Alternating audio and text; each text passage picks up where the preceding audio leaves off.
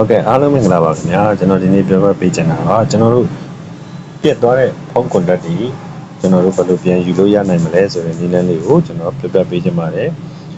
ကျွန်တော်တို့အဲ့နည်းလမ်းလေးကိုဘယ်လိုစယူလို့ရမလဲဆိုတော့ကျွန်တော်တို့သုံးခဲ့မှုတဲ့ Facebook ကပဲဖြစ်ဖြစ် Messenger ကပဲဖြစ်ဖြစ်ကျွန်တော်တို့ယူလို့ရမှာဖြစ်ပါတယ်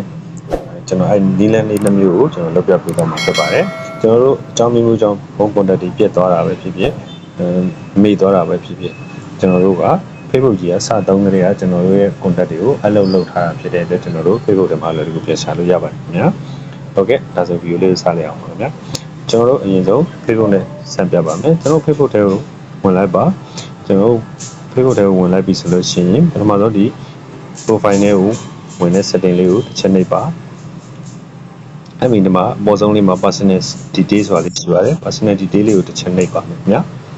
personal detail လေးကိုနှိပ်ပြီးသွားပြီဆိုလို့ရှိရင်ဒီအောက်နားလေးက your information and permission ဆိုတဲ့အကြောင်းလေးကိုနှိပ်လိုက်ပါအဲ့မှာကျွန်တော်တို့ allow contact ဆိုတာရှိပါတယ်ကျွန်တော်တို့ allow လုပ်ခဲ့တဲ့ contact ကလေးတွေကိုသူကဒီနေရာမှာရှာလို့ရမှာဖြစ်ပါတယ်ခင်ဗျာဟုတ်ပြီကျွန်တော်ဒါလေးတစ်ချက်နှိပ်ပါမယ်ဒီနေရာမှာကျွန်တော်တို့ Messenger ကနေကြည့်မလား Instagram ရှိတယ် Facebook ရှိတယ်ကျွန်တော်ချိန်ထားတဲ့ဟာလေး၃မျိုးရှိပါတယ်အဲ့ဒီနေရာမှာကျွန်တော် Messenger ဆိုတာလေးတစ်ချက်နှိပ်ပါဒီလည်းမှာဖြစ်ပါတယ်ခင်ဗျာအဲဒီနေရာမှာ manage contact ဆိုတာလေးကိုတစ်ချက်နှိပ်ပါmanage contact ဆိုတဲ့နေရာမှာကျွန်တော်တို့မှတ်ခဲ့တဲ့ contact တွေဒီမှာပေါ်နေမှာဖြစ်ပါတယ်ခင်ဗျာဒီတိုင်းလေးအပေါ်ရန်ကြည့်မယ်ဆိုရင်တော့ကျွန်တော်တို့ရဲ့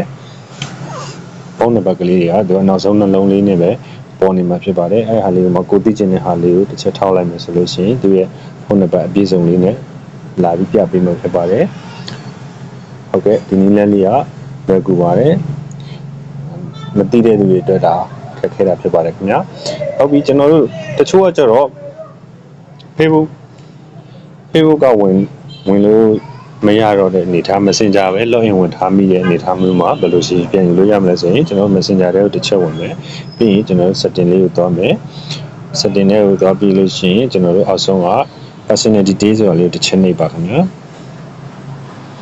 အဲ့ညမှာပဲခုနကလိုyour information and permission လေးတစ်ချက်နှိပ်ပါခင်ဗျာအပြင်ကျွန်တော်တို့ allow contact ကိုပဲဆက်နှိပ်မယ် Messenger ကိုရွေးပါမယ်ခင်ဗျာဒီညမှာ manage contact ဆိုတာလေးကိုတစ်ချက်ထပ်နှိပ်လိုက်ရင်ခုနလိုပါပဲကျွန်တော်တို့မှတ်ခဲ့ contact တွေအကုန်လုံးဒီမှာအလွယ်တကူရှာလို့ရမှာဖြစ်ပါတယ်ခင်ဗျာဟုတ်ကဲ့ကျွန်တော်ပြပြပေးတဲ့နည်းလမ်းလေးကလူကြီးမင်းတို့အတွက်အကျိုးတစုံတရာဖြစ်ဆုံးနေတယ်အကျိုးရှိစေတယ်ဆိုလို့ရှိရင်ကျွန်တော်ရဲ့ video လေးကို like လုပ်ပြီးတော့မှကျွန်တော်ရဲ့ channel လေးကို subscribe လုပ်ပေးတော့ဖို့တောင်းဆိုပါရခင်ဗျာအားလုံးကျေးဇူးတင်ပါတယ်ခင်ဗျာ